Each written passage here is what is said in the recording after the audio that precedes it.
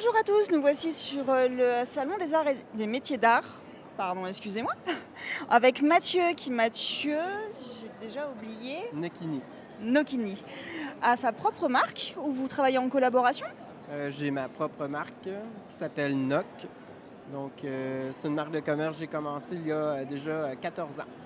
14 ans, Oui. oui, et du coup vous êtes distribué sur Montréal. Non, on est distribué via une boutique en ligne. Donc, j'ai ma boutique électronique depuis 4 ans. Et puis, j'ai une boutique aussi qui distribue pour moi là, à Québec, là, sur Place Royale. D'accord. Quel lien entretenez-vous avec votre art, Mathieu? Qu'est-ce qui vous a fait la passion qui fait que depuis 14 ans vous exercez et continuez dedans? Ouais. Euh, En fait, moi, je fabrique des sacs, un sac à main, sac de voyage, articles d'écriture. Et puis, vraiment, qu'est-ce qui me passionne là-dedans, c'est tout l'aspect fonctionnel. De vraiment faire en sorte que mon art puisse porter et puis être un élément de travail, un élément de voyage qui facilite la vie des gens, finalement. Et puis, l'autre aspect, je pourrais dire aussi, c'est tout l'aspect de durabilité. Donc, d'amener le sac à une plus grande durabilité d'année en année, d'essayer de trouver des matières de plus en plus durables, puis aussi de faire en sorte que la confection suive cette logique-là. Vous parlez de confection, du coup tout est fait sur Montréal ou vous... Non, nous, on est situé à Amos, en Abitibi. Donc, on a un atelier et puis je travaille avec deux couturières, dont Louise qui travaille avec moi depuis 8 ans. Euh, c'est des employés, mais c'est des amis aussi.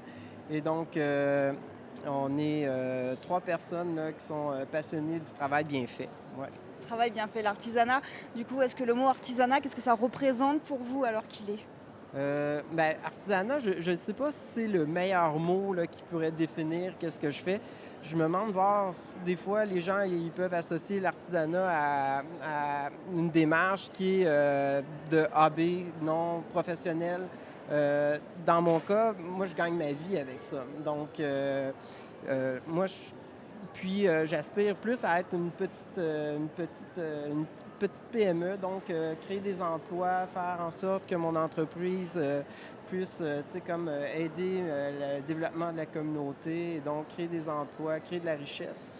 Euh, donc, c'est un petit peu comme ça, je la vois. Je vois, oui, c'est de l'artisanat, mais c'est avant tout, c'est du design, c'est de la petite série, c'est des produits qui ont un potentiel d'être vendus sur des marchés internationaux aussi. Donc, c'est un peu la logique dans laquelle que je m'inscris. Chaque pièce est unique donc.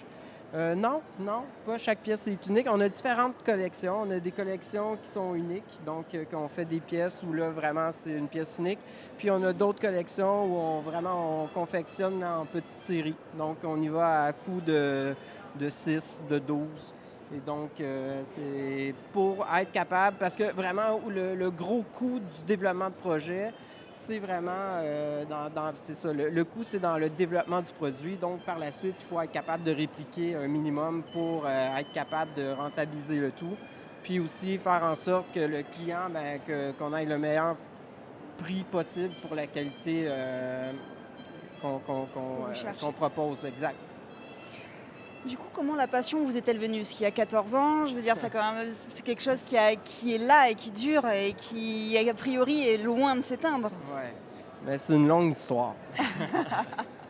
Euh, Moi, j'ai une formation universitaire. Je suis ingénieur forestier. Et puis, par la suite, j'ai fait une maîtrise en hydrologie forestière. Puis, au travers de ma formation, là, on me parlait toujours que le bois, la transformation du bois au Québec, bien, ça serait quelque chose qu'il faudrait s'occuper. Donc, j'avais commencé à faire des cartables en bois. Et puis, j'ai rencontré des gens dans mon cheminement, un couturier qui m'a appris à coudre, après un ébéniste qui m'a appris à bien travailler le bois. Puis, à un moment donné, j'ai mis les deux matières ensemble pour faire des sacs à main en bois et cuir.